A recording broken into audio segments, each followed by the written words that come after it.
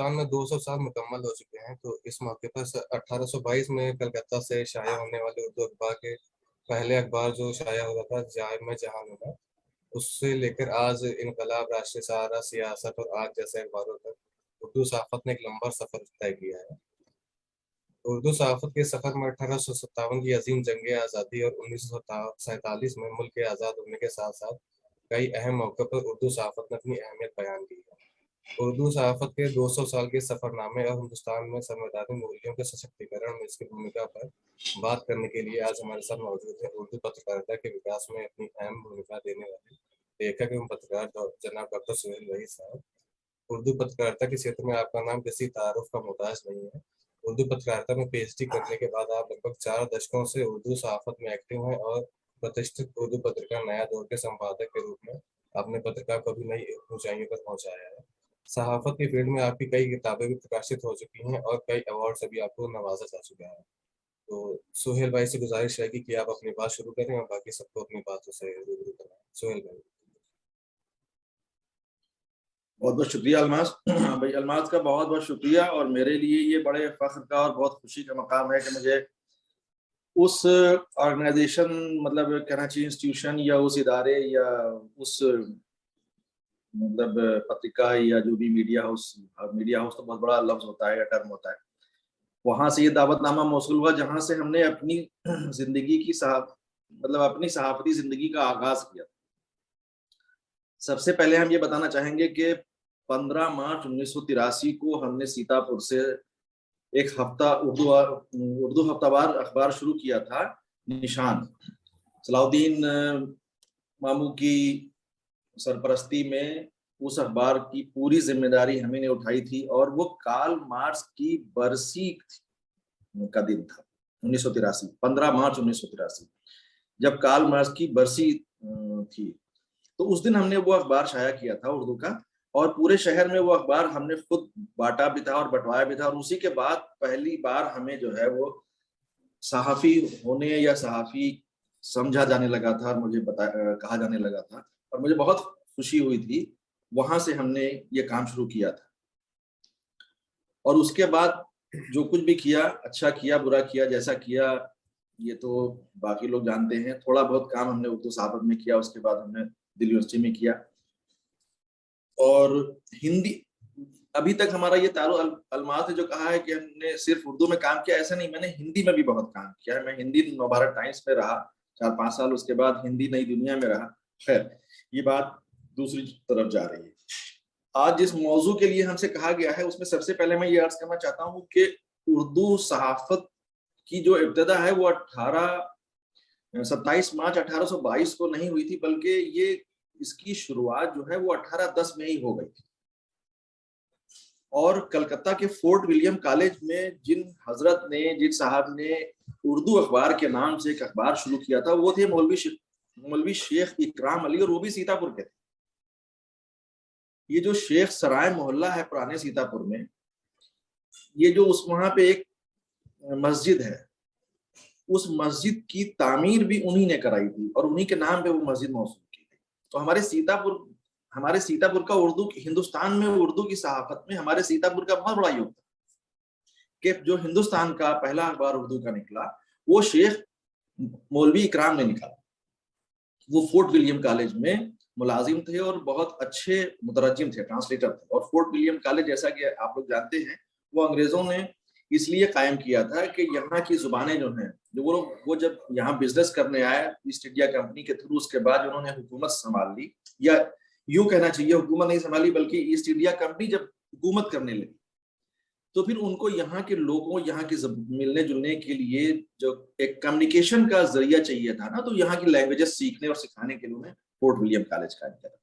तो उर्दू सहाफत 1822 में 27 मार्च 1822 में जामे जहां नुमाज से शुरुआत इसलिए मानी जाती है क्योंकि हमें 1810 में जो उर्दू अखबार शुरू हुआ था शेख मौलवी इकराम वाला, उसके सबूत नहीं मिलते, लेकिन ये मिलता है, कई किताबों में मिलता है कि उन्होंने ये अखबार शुरू किया था।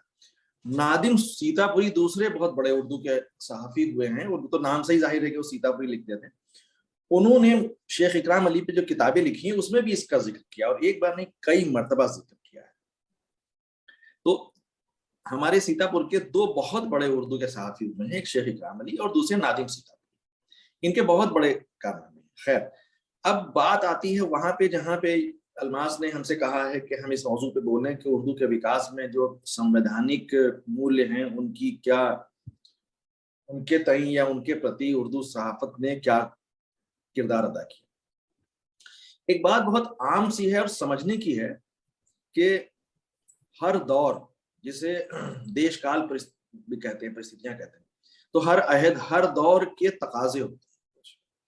तो जब उर्दू पत्रकारिता शुरू हुई 1810 या 1822 में, बल्कि 1822 में कहना चाहिए, 27 में, तो आप देखिए उस वक्त हिंदुस्तान के हालात क्या थे।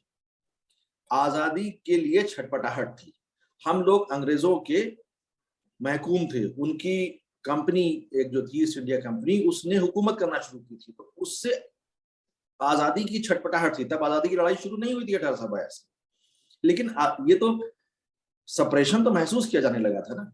तभी तो इंग्लिश में सबसे पहला अखबार भी जिसने निकाला वो अगस्टस हिक्की ने निकाला, जो ईस्ट इंडिया कंपनी का साबिक मुलाजिम था। हिंदुस्तान में तो अखबार की कोई परंपरा नहीं थी, ये ब्रिटिशर्स लाए। जब उस आदमी को ईस्ट इंडिया कंपनी ने बर्खास्त कर दिया तो उसने अपनी आवाज बुलंद करने के लिए पहले दीवारों पे लिखना शुरू किया, और उसके बाद फिर एक अखबार निकाला, उसके बाद बांग्ला में अखबार निकला, उसके बाद उर्दू में अखबार निकला। तो आप देखिए कि हमारी रूट्स कहाँ पे हैं, हमारी जड़ें कहाँ पे हैं। तो हमारी जो, चाहे उर्दू सहाफत हो, चाहे बांग्ला सहाफत हो, चाहे हिंदी की सहाफत हो, उसकी सबकी रूट्स जो है वो इंग्लिश सहाफत से जुड़ी हुई है, क्योंकि ईस्ट इंडिया कंपनी के थ्रू हमारे भारत में सहाफत आई। तो अब जो कुछ भी हमारी जो वैल्यूज हैं या जो मूल्य हैं, जो हमारी सहाफत की रूह है, वो अंग्रेजी पे टिकी हुई थी। जाहिर सी बात है तब लंदन में अखबार निकलना शुरू हो गए थे, तो जो ईस्ट इंडिया कंपनी के जो साहब लोग थे, जो बड़े लोग थे, तो उनके लिए अखबार जहाज से लंदन से आया करते थे। फिर उसके बाद धीरे धीरे अखबार निकलने लगे। तो जो अखबार निकले वो क्यों निकले? अपनी आवाज बुलंद करने के लिए, अपना एहतजाज बुलंद करने के लिए, अपना विरोध प्रकट करने के लिए।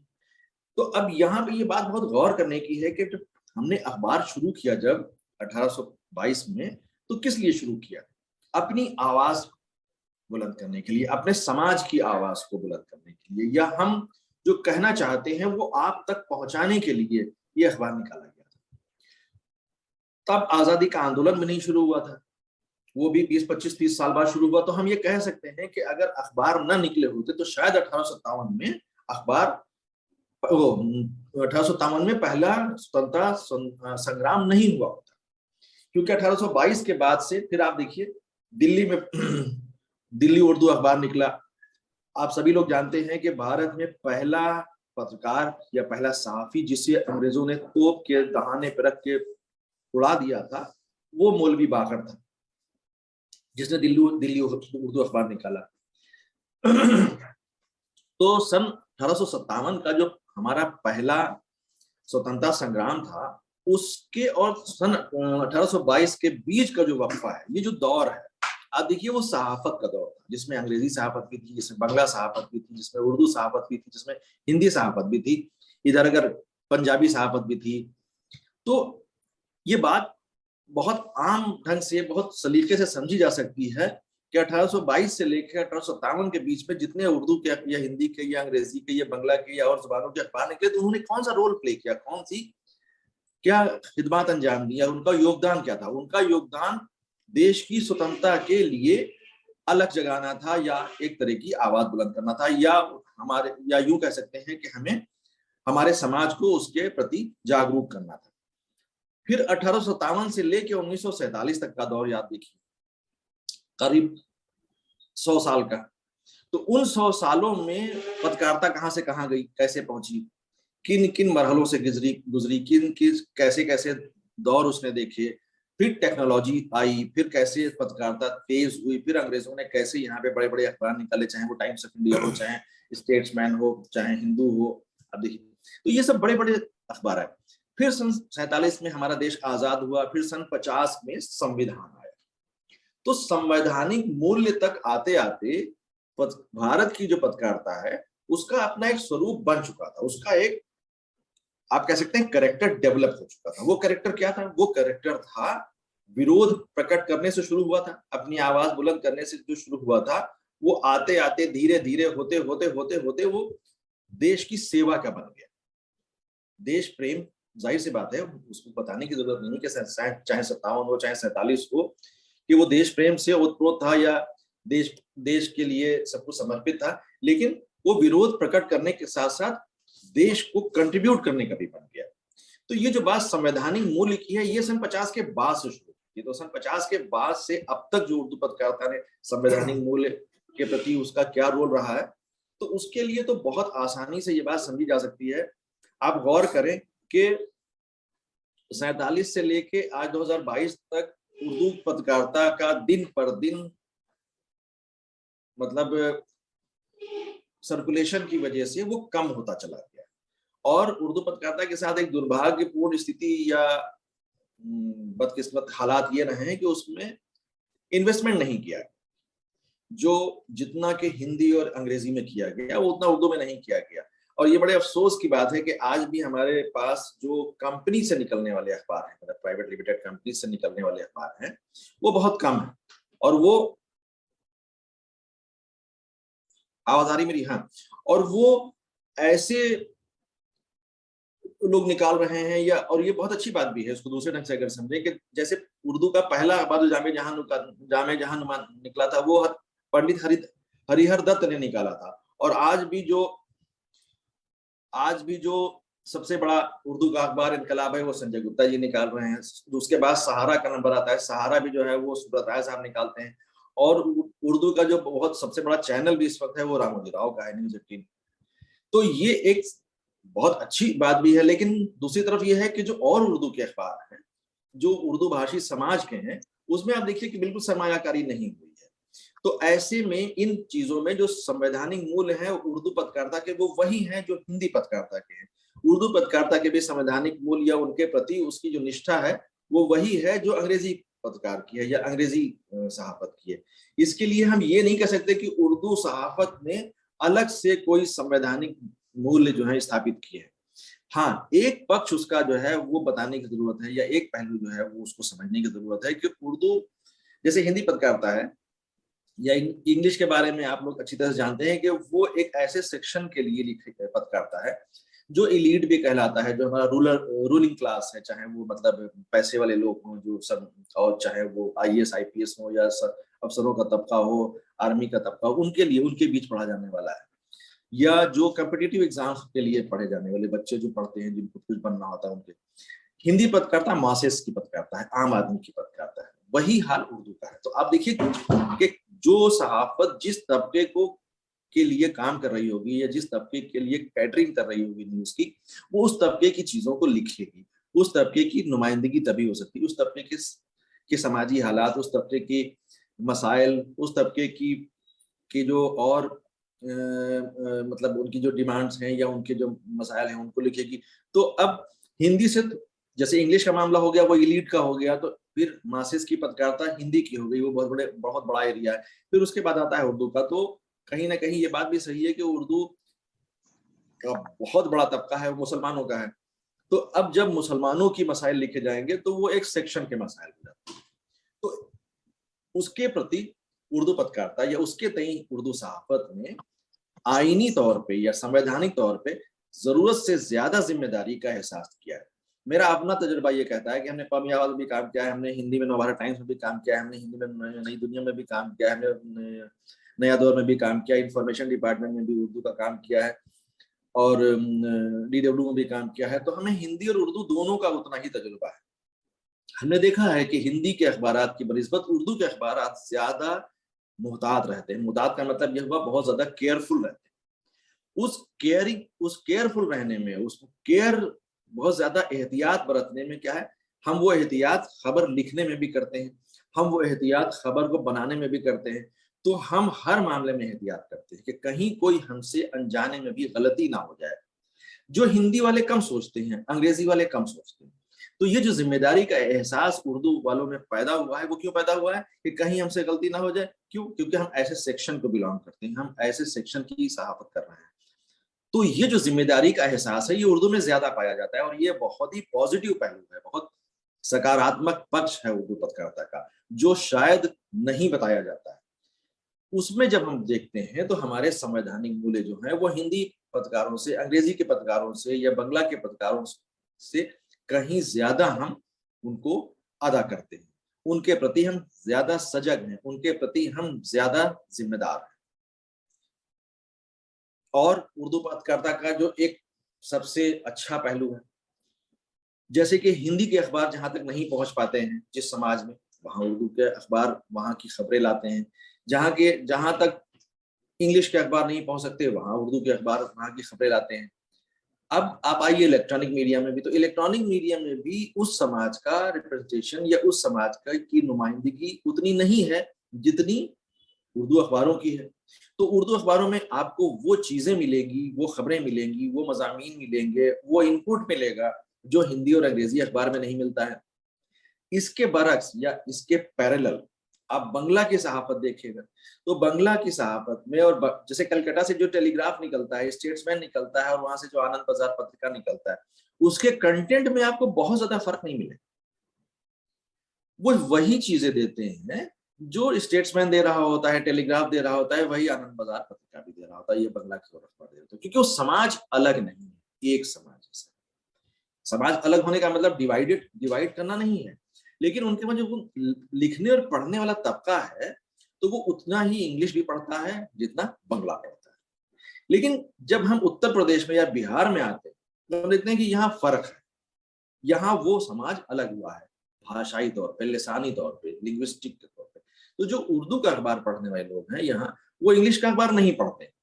तो जो उर्दू का अखबार पढ़ने वाले लोग हैं वो हिंदी का अखबार नहीं पढ़ते हैं, या जो उर्दू चैनल देखने वाले लोग हैं वो हिंदी या इंग्लिश का चैनल नहीं देखते हैं।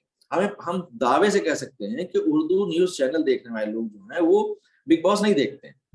तो उर्दू में वो कंटेंट आता है, उर्दू वालों के पास वो कंटेंट होता है जो और किसी के पास नहीं होता है। इसीलिए आपने कभी गौर किया होगा कि जो हिंदी और हमारे वहां हिंदी और इंग्लिश के अखबारों में उर्दू प्रेस से एक कॉलम क्यों चलता है। इधर वो नहीं आ रहा है पिछले 5, 7, 8, 10 सालों से, लेकिन अब से 10 साल, 8 साल, 4 साल, 6 साल पहले याद करिए तो नवभारत टाइम्स में, जलसत्ता में, हिंदुस्तान टाइम्स में और लखनऊ के टाइम्स ऑफ इंडिया में भी उर्दू प्रेस से ये कॉलम हुआ करता था, कभी एडिट पेज पे छपता था, तो उसमें वो लिखा जाता था कि उर्दू के अखबारों में क्या लिखा जा रहा है, उर्दू के अखबार। तो क्यों लिखा जाता था, वो कॉलम क्यों क्रिएट किया गया, वो कॉलम ही इसीलिए क्रिएट, हमारी तो कई संपादकों से इस मामले में बात हुई, नवभारत टाइम्स में तो राजन माथुर साहब से और सूर्यकांत बाली जी से और फिर आलोक मेहता से भी इस बारे में बहुत लंबी लंबी हमारी बहसें हुई कि भाई ये उर्दू प्रेस से आप क्यों लेते हैं, आप वो खबरें क्यों नहीं लेते हैं जो सीधे आप ले सकते हैं। जैसे हम मौजूद थे, हमने कहा वो खबरें लिख सकते हैं हिंदी में जो उर्दू में छपती हैं, उन्होंने कहा नहीं आप लिख सकते हैं, लेकिन वो खबरें हम अगर लिख देंगे तो वो हमारी खबरें वो समाज नहीं पढ़ेगा जो उर्दू के अखबार लिखते हैं, और वो समाज पढ़ता है तो हमको वो फीडबैक भी मिलता है। तो उर्दू प्रेस की कई मामलों में ये अहमियत है और वो आज भी बाकी है। इसीलिए आप देखिए ना कि जैसे इनकलाब है आज की जो निकल रहा है, उसमें आपको रोजाना, मैं तो इसको बाकायदा स्टडी के तौर पे देखता हूँ, रोजाना कम से कम इंटरनेशनल से लेके मकामी खबरों में कम से कम 10 खबरें रोज ऐसी होती हैं जो ना हिंदी में होती हैं और ना इंग्लिश में होती हैं, और ना वो किसी और हिंदी या इंग्लिश के चैनल पे। उसमें सहारनपुर से लेके सीतापुर और मधुबनी की भी खबरें होती हैं, और उसमें इराक और बगदाद की भी खबरें होती हैं।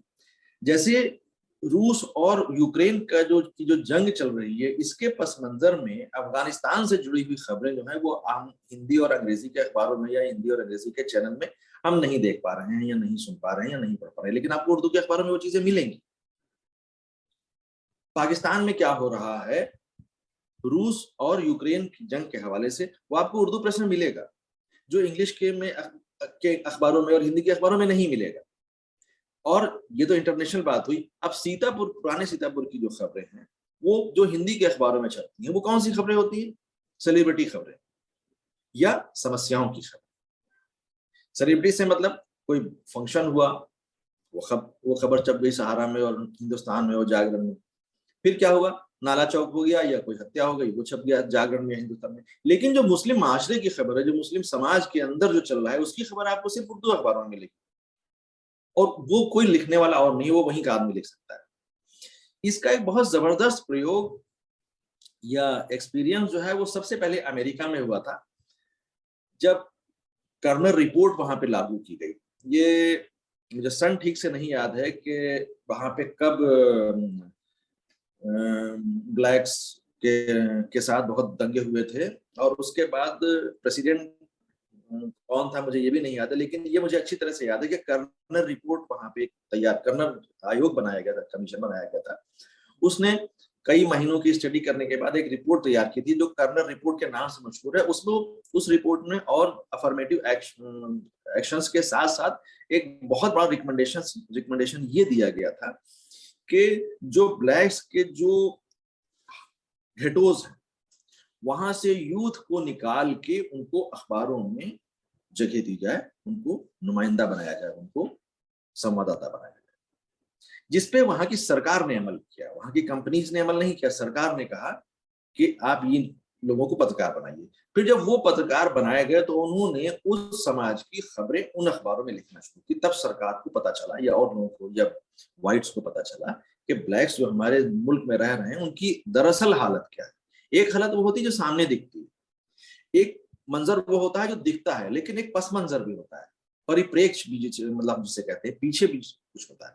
हमारा हम सबके हम सबकी एक दुनिया है, और हम जिस दुनिया में रह रहे हैं उसके पस मंजर में भी एक दुनिया होती है। तो जब ब्लैक घेटोज के वो लड़के, वो यूथ निकल के बड़े बड़े इंस्टीट्यूशंस में उनको एम्प्लॉय किया गया, उनको पत्रकार बनाया गया, तब जाके वहां की असली स्थिति, असली वास्तविक स्थिति या असल हालात सामने आए, और तब वहां अफर्मेटिव एक्शंस लागू किए गए।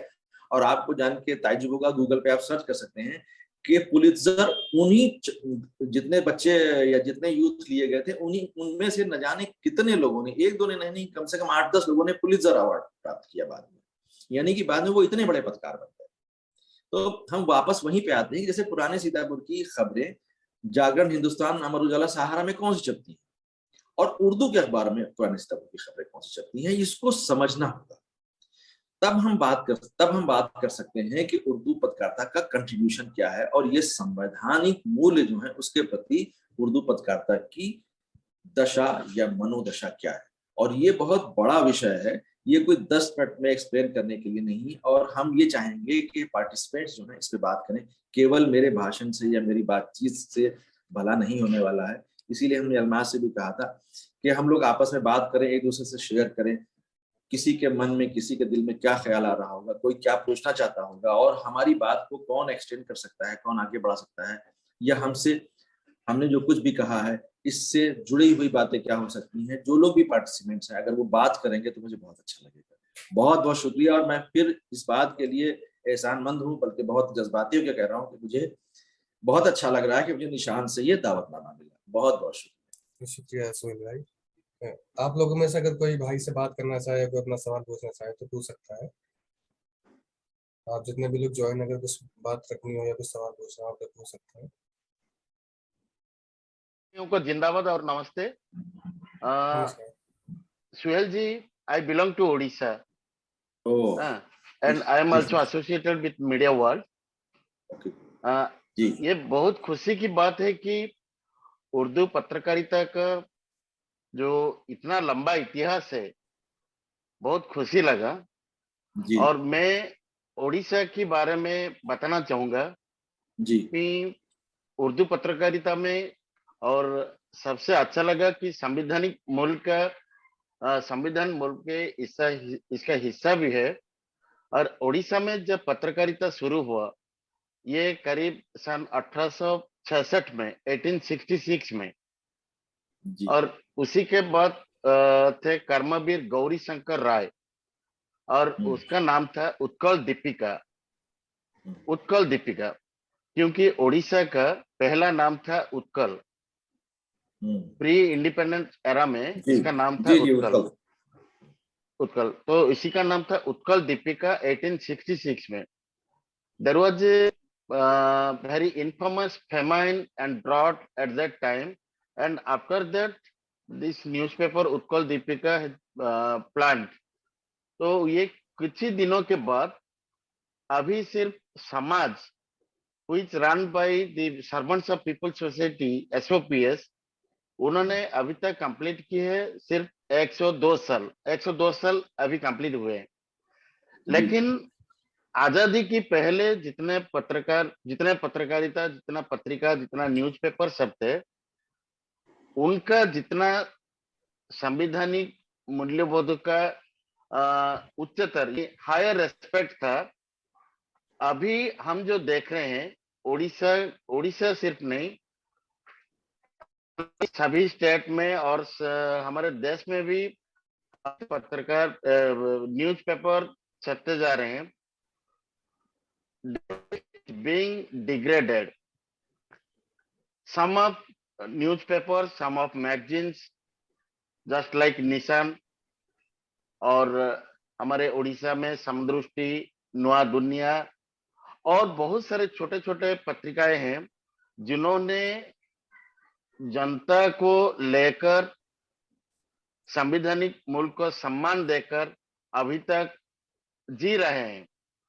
उनको पाठकीय प्रशंसा कम मिलते ही भी उन्होंने अपने अस्तित्व खो नहीं पाए।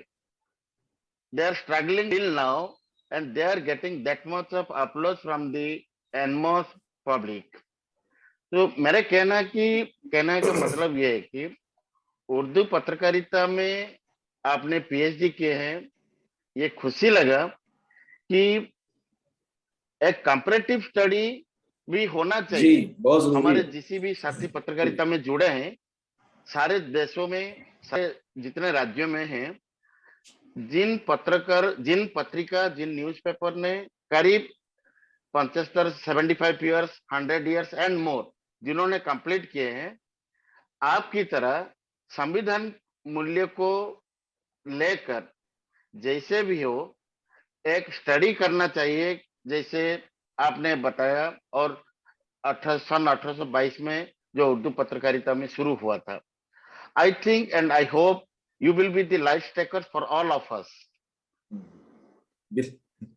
Suhail ji, thank you. जी, बहुत बहुत शुक्रिया और बहुत अच्छा सुझाव आपने दिया कि ये कंपैरेटिव स्टडी होनी चाहिए।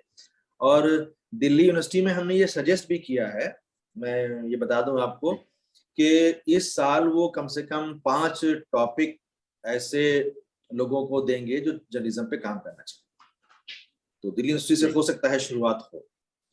आप सबका बहुत बहुत शुक्रिया इस मीटिंग में ज्वाइन होने के लिए। सोहेल भाई का भी बहुत शुक्रिया अपने ख्यालात हम सबको रूबरू कराने के लिए। समय का थोड़ा सा यहाँ पे अभाव हो गया, अब ये थोड़ा सा टेक्निकल इश्यू है कि शायद जूम में 40 मिनट से ऊपर का टाइम देता नहीं है, तो अगली बार से कोशिश करेंगे किसी दूसरे प्लेटफॉर्म पर मीटिंग ऑर्गेनाइज करें। तो ये 40 मिनट कहाँ निकल के पता नहीं चला। आप सबको अपना टाइम देने के लिए बहुत बहुत शुक्रिया।